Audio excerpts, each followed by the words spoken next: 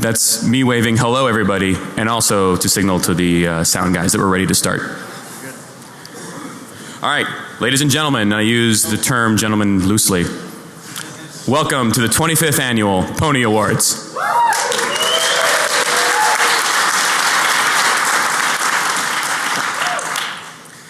This is Alex's laptop. I think I should allow. We don't have the screen. All right, never mind. Okay, so we are really excited about the Pwnie Awards this year. There's been a lot of interesting things happening in information security and the security world over the last year, and we're here to celebrate the successes and, more importantly, the failures in both of those regards. Because we're the information security community, all we do is celebrate people's failures. So our successes are someone else's failures. It's just the nature of the game, and just because we're bad people. Myself especially included. So I'd like to announce a few new things. First, you'll see some new faces up here. I assume everyone here has been to all 25 or all 24 of the other Pwnie Awards, so I don't need to introduce any of us. But my name is Dino Daizovi. I hacked a Mac once. Yeah. No one uses those. And I think that's really all I've done, so I don't really know why I'm here. But I'd like to introduce another new judge, Brandon Edwards, Dr. Raid.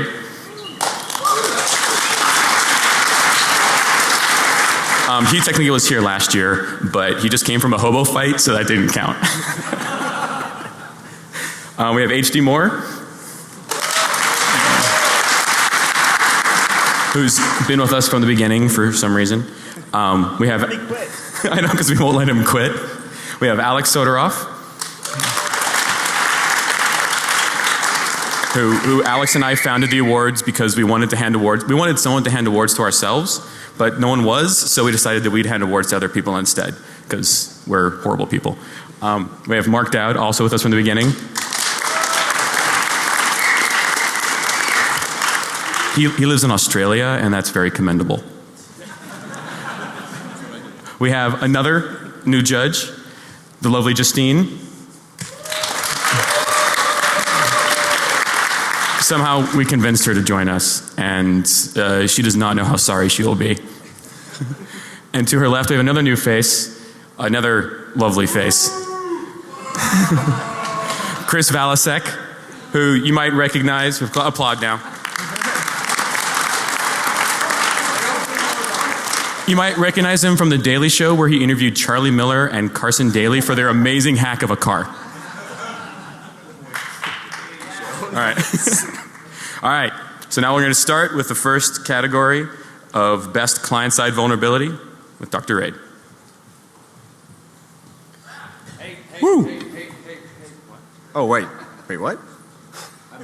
I don't know. Then you need to freestyle this whole thing. If he wants me to freestyle, oh, this is going to be too hard. I'd rather try and hide and eat cyanide than try to way to work YAML into client side. All right, I don't know.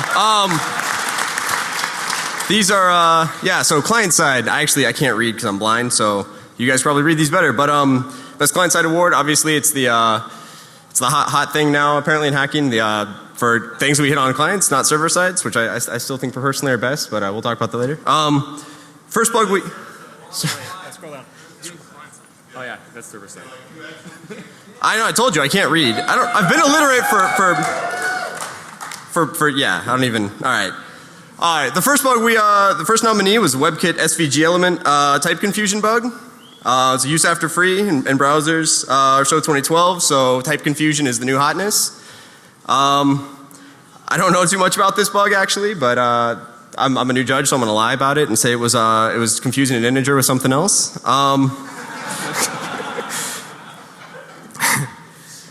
It was used, but it was pretty cool. It was used to leak out an address of chrome.dll for ROP gadgets, and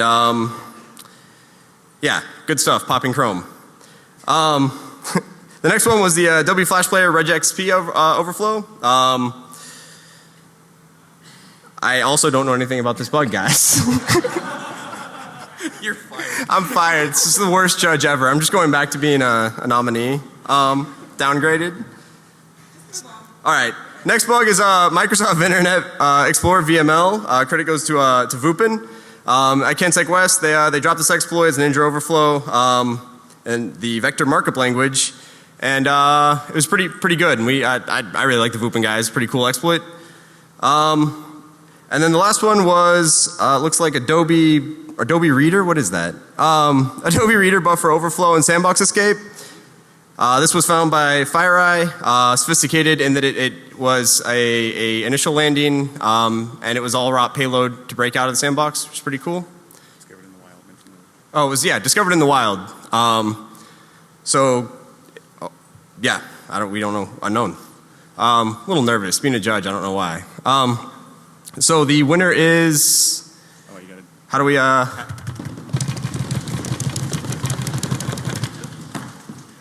Adobe Reader.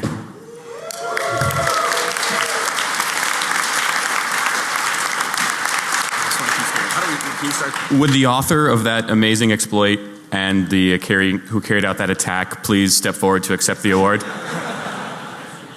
Would someone who would like to take the rap for that come up and accept the award? Really? No one? Come on. All right. Oh, J-Duck will. Wait, is that who it was? All right. All right. Put this on. In between each of these nominations, we'll also be playing songs. So we will start with Dale Chase. These are the songs obviously for best song nominations. We'll start with Dale Chase, SSH to Your Heart, featuring Shannon Morse.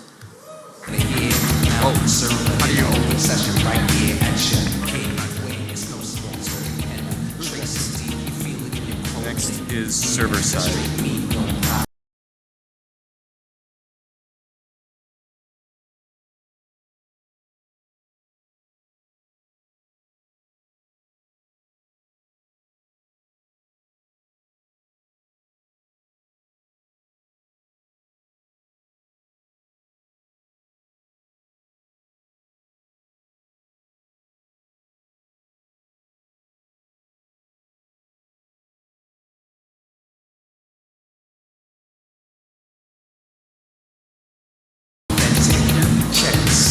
All right, that'll do. Because now it's the important one, the server side, which is the old school bug, which is where I come from. These are the only types of bugs that matter in my world. That's right. All right, so first up, Ruby on Rails with YAML, with credit to Ben Murphy. Remote SQL and arbitrary Ruby code execution. Oh, I'm sorry. I'm switching the tabs. To which?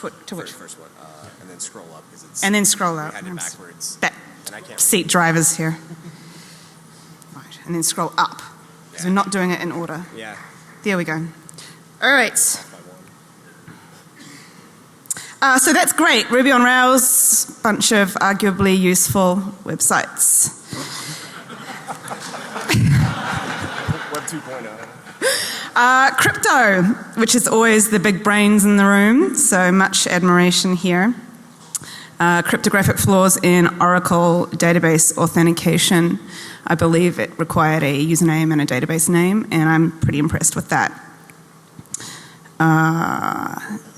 SAP router, remote heap overflow, always good to own the enterprise software. And that's credit to Gregory Nosenko.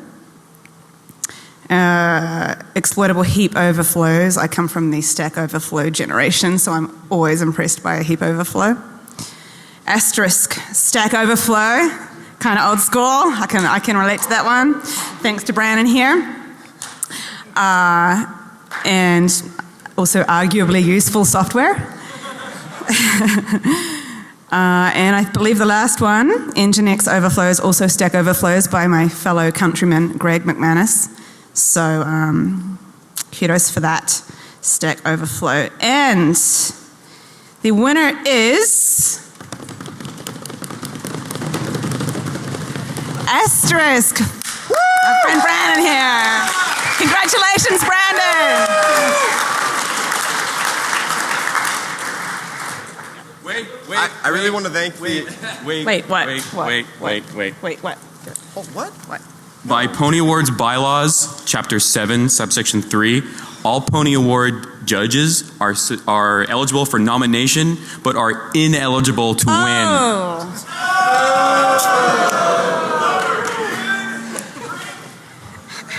You gotta pick your fame. Pick your fame. In that case, I have a runner-up. Why don't you quit?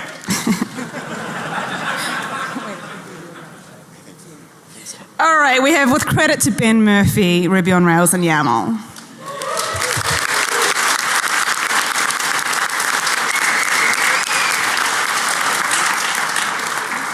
Do we have Ben Murphy?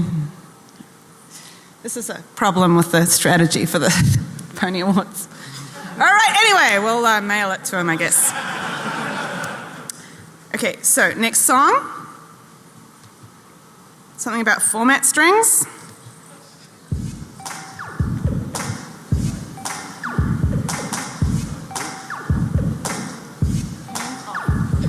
I'm not your average nerd. This ain't your average track.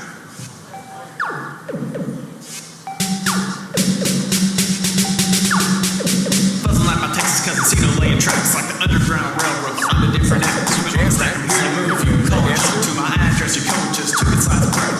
Now take a look at the top of the stack. It's a long way up, but there's a short jump back. I love to spend your patches when I'm at my best. Popping chills on every thought. Okay, that's enough of that one.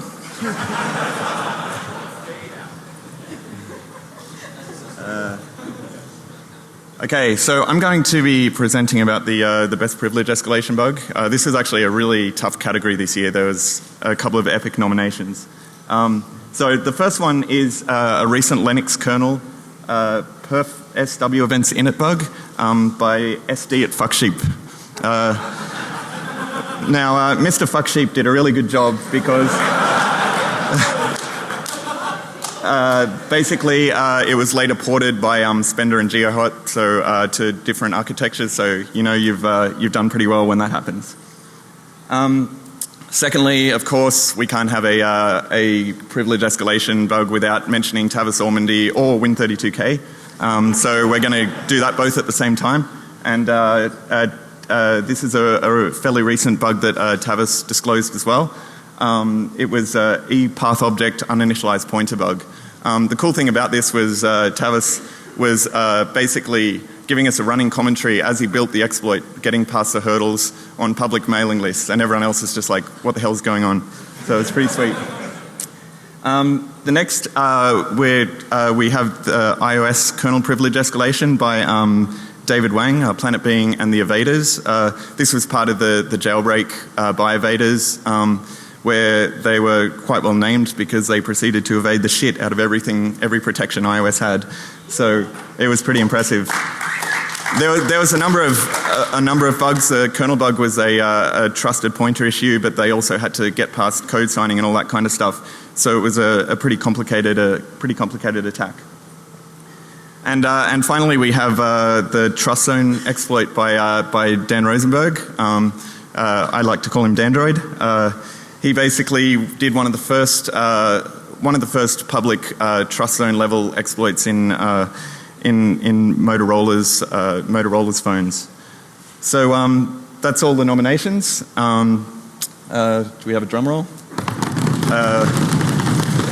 And the winner is iOS, the Evaders.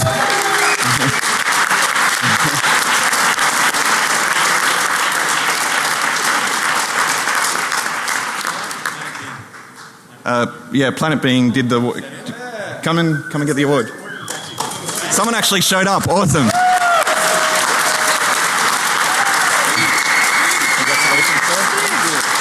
I feel like he should get an additional pony for being the one that showed up, being the only person who showed up. This is...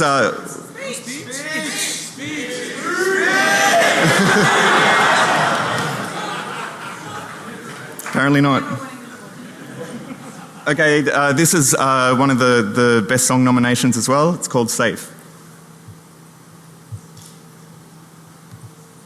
Well, I guess it would be nice if I had a clever army. I know not everybody is a smarty like you, but I got to think twice before I give a count away. And I know all the 0 days, cause I explored them too. I need my sweet defenses and dog on the shine. I'm set the honey top of the wall. And when those packets come down,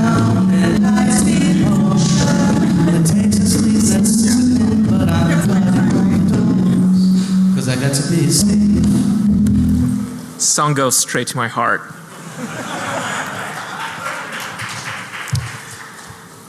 So the next category is Pwnie for most innovative research. This is one of my favorite categories at the Pwnies. It really highlights all the really good work that we see from the security community. And there have been some really, really good submissions this year. So first we have the crime attack by Juliano Rizzo and Tai Duong. I think this is the third time in a row that they have broken SSL. And but what's even more impressive than breaking SSL is the names that they come up with for their attacks. Crime is a pretty good name. I hear that their next one is going to be even better. The next nomination is for the work by Joru and Ginveld Coldwind.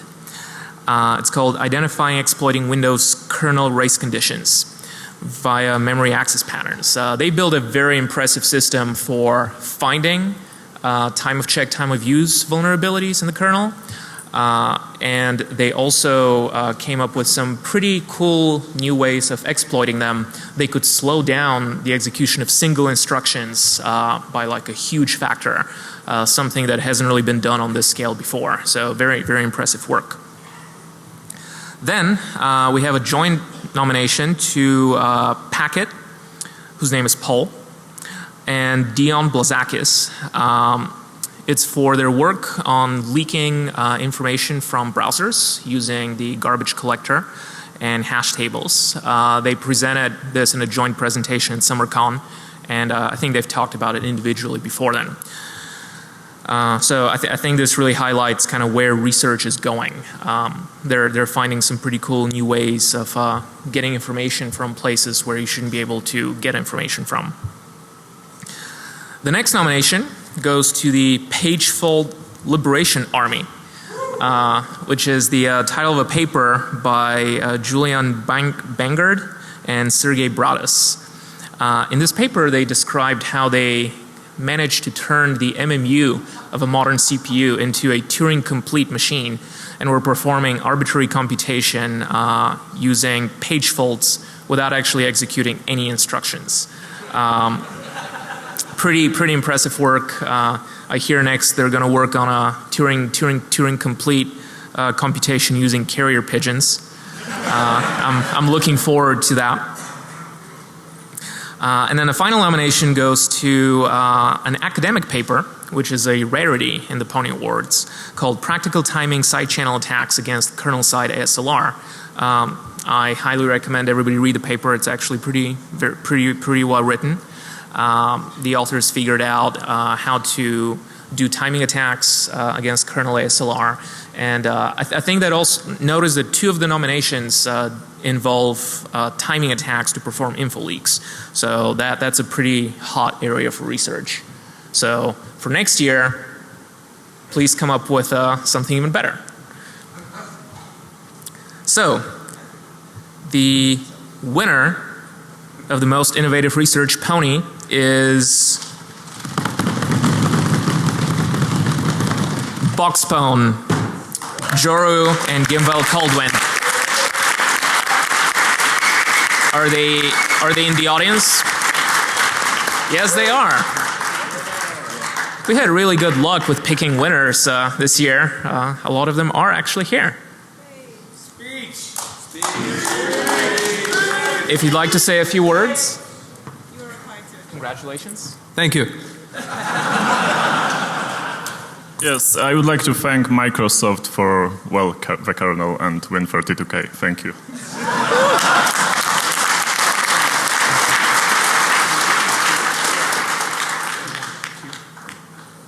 All right. You get 2 Pwnies. Congratulations. Really good work. They get 2 Pwnies since the previous winners didn't show up. So, next song. Yeah. This one is from a vendor. Hey Jackson, can we go to Watch Guys? Watch guys, watch guys, watch guys, watch guys, watch guys.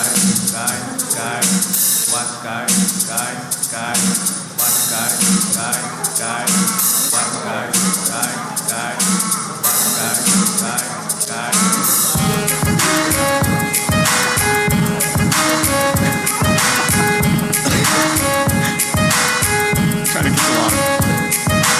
I'm gonna run some stand. Only got one product plug in the socket. I'm secure, protected by a watchguard. This is freaking awesome. Nah, walking through the conference like, what up, I got a huge stock. Got the channel so pumped about the product that we got. Walking and roaming around, people trying to come see. All they say is, Damn, that's a cool ass AP. connected consoles all over like a flea. ATL lights up those LEDs flashing green. Competitors switch because their product are too flashy. Oh wait. Everyone thinks all that's fantastic. All right, I know that. But snaps, not everyone can be watch guard.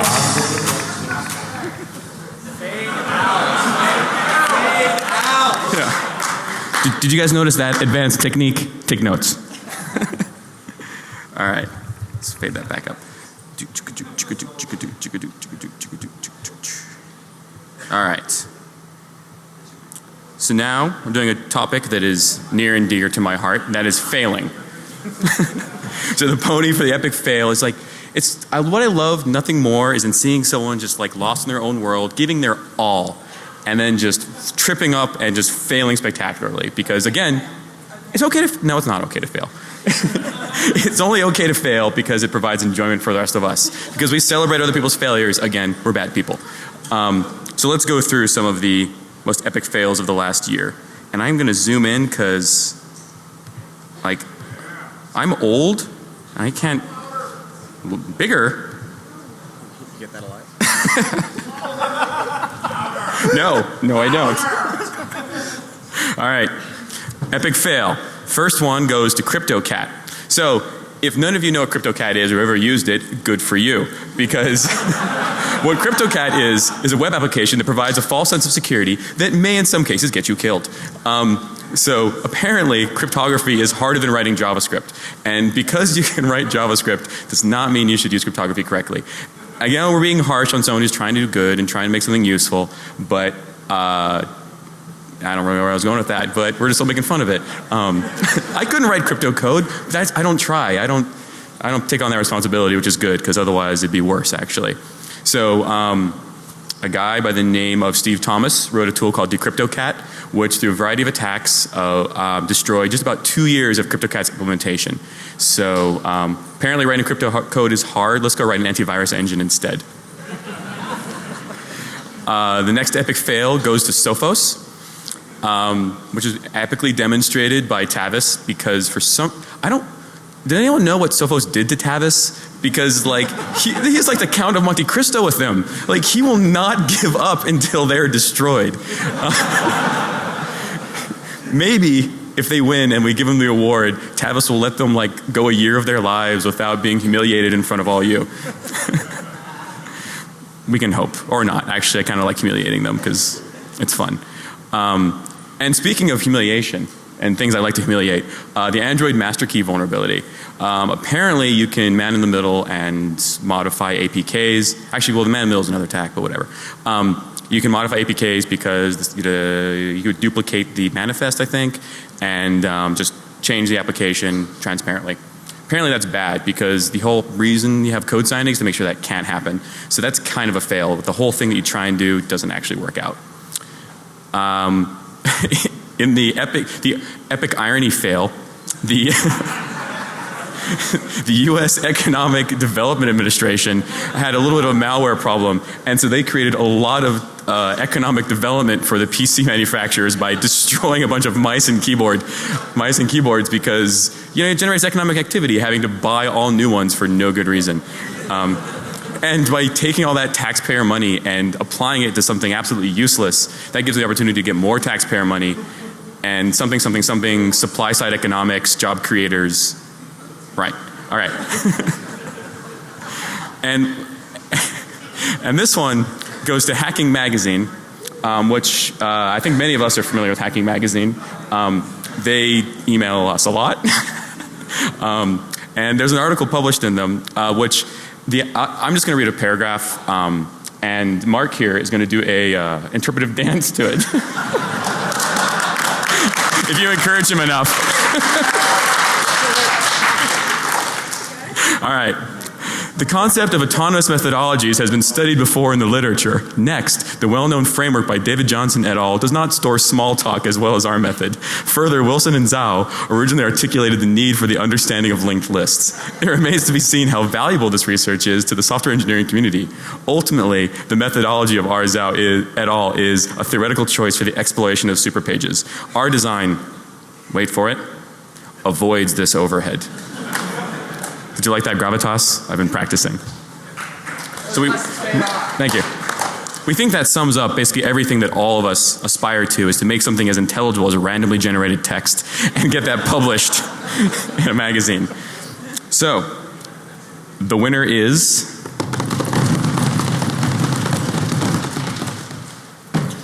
Hacking Magazine.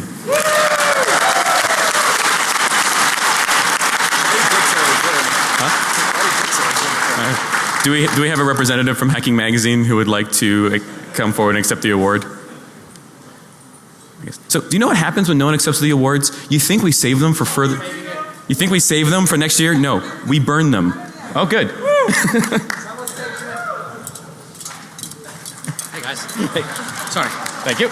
Speech. The reason I'm accepting this is Hackin9 has been up on Errata. They've been documented as charlatans for a long time. So I'm either going to auction this for cash and give it to a charity, or I'll mail it to them with a big fuck you.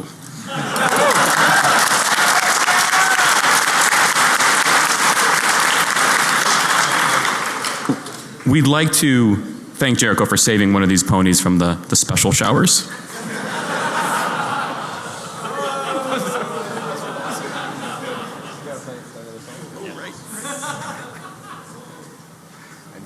Dual core. I couldn't hear that. So this started last year. We were playing B-sides. Virus from DC949 said to me, hey, drink all the booze, hack all the things. That's how we're doing it this year. Not every geek with a Commodore 64 can hack into NASA. All right.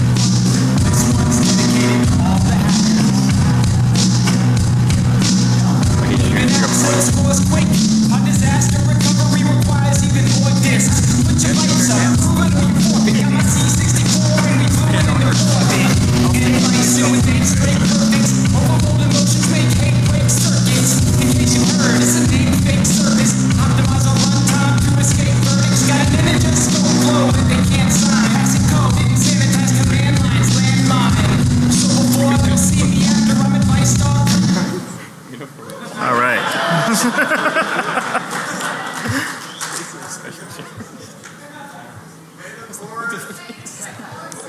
All right. Let's see.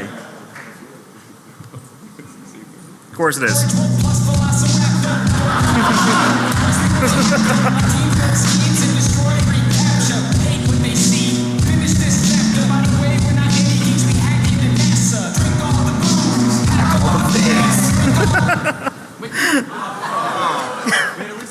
All right, fine.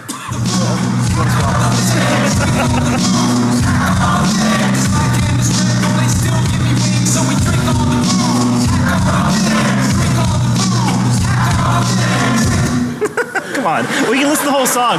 We all love the song, but you know. All right. Yeah, this fancy Mac thing. Let's see how this works. Yeah, how does this work? You hack these things, right, Tina? Once. All right. So this pony is one of my favorite. Actually, it is my favorite. It's not quite as fun as Dino's in that you get to watch someone fail awfully, but sometimes you do. So the pony for epic ownage is really to this one we give to whoever causes the most epic ownage, basically, the source of it. So the fail vendor, the fail award goes to whoever failed the hardest. The ownage award goes to whoever caused the fail the hardest, if you want. So the categories this year are, the first one is Internet Census 2012, which is freaking awesome. The background of this, some crazy bastard compromised 1.2 million embedded devices, used them to support, sorry? It was you! No, I got a different scan, I got a different project. No. So this guy basically broke into 1.2 million embedded routers, installed a custom binary on them, used them to port scan the entire internet for a year straight. Not a single threat intelligence firm on the freaking planet noticed. Until he published a 20-page paper on it, gave away 10 terabytes of data via torrent, and documented the whole damn thing. And the funny thing about it is, like, I've actually gone through the process of decompressing it, going through the data, verifying it. It's freaking real. Like, this guy actually did all the work and dumped it all for free, and not a single vendor, a single monitoring agency, a single, anybody noticed until they came out and said, hey guys, I hacked all your stuff. Thanks. Here's some data. Bye. So it was freaking awesome. Yeah, he definitely hacked all the things. I don't know what he drank, but it must have been good. So, the second nomination here is for Mudge, or Peter Zacco, if you aren't cool. So Mudge is being nominated for hacking the government. His work in the DARPA Fast Track program, which is sadly finished, covered over 100 different projects across the community. I think just about everyone who's attended Black Hat knows someone who knows somebody who worked on a cyber fast track program.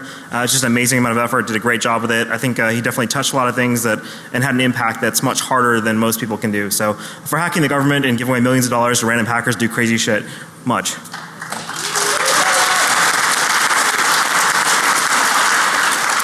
The next nomination is pretty damn funny. So if anyone's familiar with all of the media whoring that happened over RSA related to APT1 and the Mandiant papers and all the people who followed on that in the press and so on, these other guys did it better, and in my opinion they did it right. Instead of just documenting APT1, they went through and basically compromised every single one of APT1's command and control servers. They identified all the poison ivy command and control systems on the internet. They downloaded the custom binary, extracted the password, cracked the password using a custom plugin for John the Ripper. Basically just tore this thing freaking apart until they owned the entire CNCs. In the process, they found another custom rat, another backdoor password, cracked that password, scanned all those systems, owned all those boxes, and just kept going through this whole process. And the nice thing about it is they actually contacted us in the Metasploit team, said, hey guys, here's an updated module with new targets, new offsets. Oh yeah, we added another module for this other rat. Thanks and bye. So there's some people can actually talk about finding an APT or talk about talking CNC. These guys freaking owned all of them in the process. So the funny thing about it is the next person who's going to go through and say, hey look, we identified all these CNCs, here's all of our blacklisted IPs, they're probably identifying the people who own the CNC, not the CNC itself at this point. So it'll be fun to see what happens with it, but that's what the nomination's for. And that's for malware.lu. And it's always fun.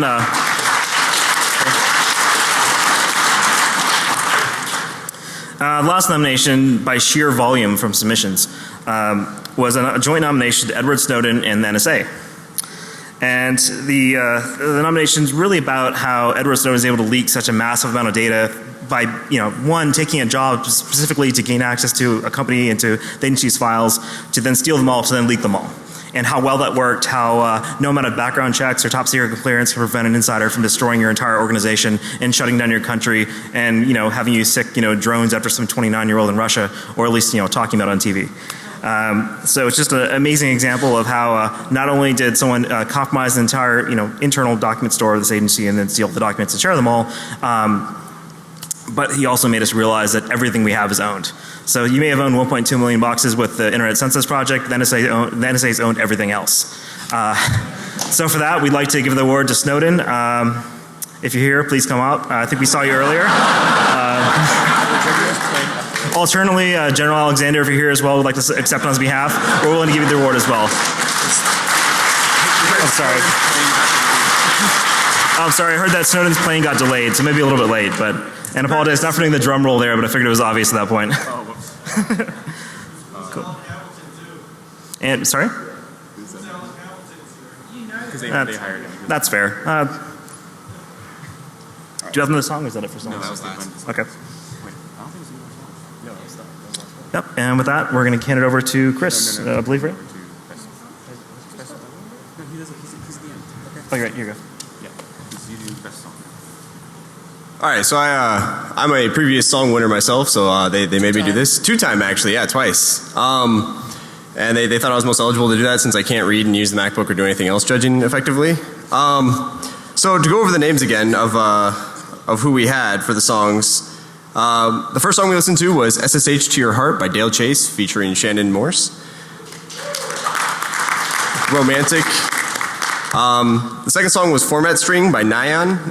Not Yet Another Nerd or something. Not Your Average Nerd.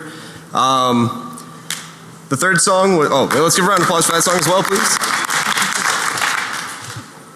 The third song was another beautiful piece called Safe by Michael Shea. Michael Shea, pardon my pronunciation.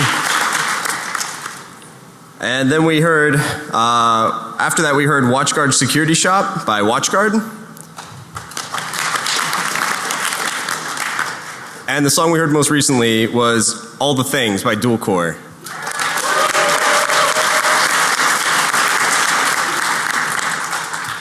And the winner for this year's Pwnie is Dr. Raid Clockwork. No, I'm kidding. It's Dual Core All the Things. You hear Dual Core? I believe this is his second Pwnie as well, so I'm going to give you just a huge round of applause for that.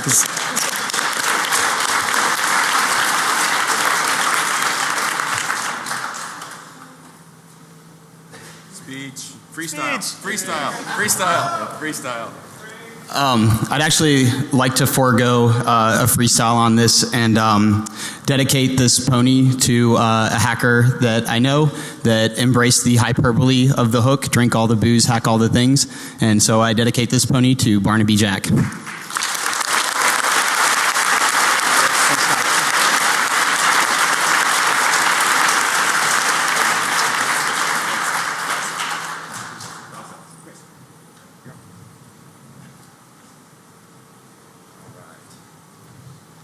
Okay, so everyone's doing good? Doing all right?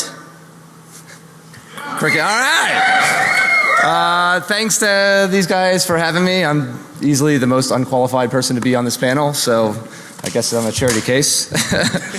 So we're going to give a Lifetime Achievement Award this year. And I think a lot of people in this room remember him as a guy who hacked ATMs or pacemakers. And I think some of the older people in this room will remember him as the dark spirit writing Win32 buffer overflows, right? I think everyone on this panel could definitely call this guy a friend. Me personally, I love the man. He was never didn't put a smile on my face. Always had a blast. Super, just an all-around good guy. When you walked in to the bar, everyone wanted to be around him. Girls wanted to be around him. Guys wanted to be him. Like, he was just a charming person and a good dude. And I think we're all going to miss him. I know I do for sure. Being in Vegas definitely isn't the same without my man. So the Pwnie for Lifetime Achievement Award, as you know, goes to Barnaby Jack.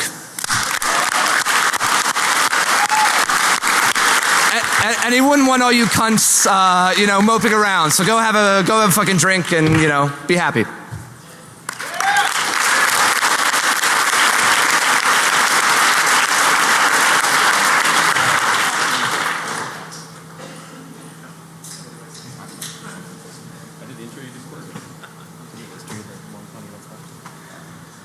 Okay. Well, I don't know what I can say to follow this up. It's not really the best time to be making more jokes, but Actually, I'll say can't make jokes. I'm not going to make a joke. Okay. I'll say when you're done. All right. So that's what we got. Hope you enjoy the ponies.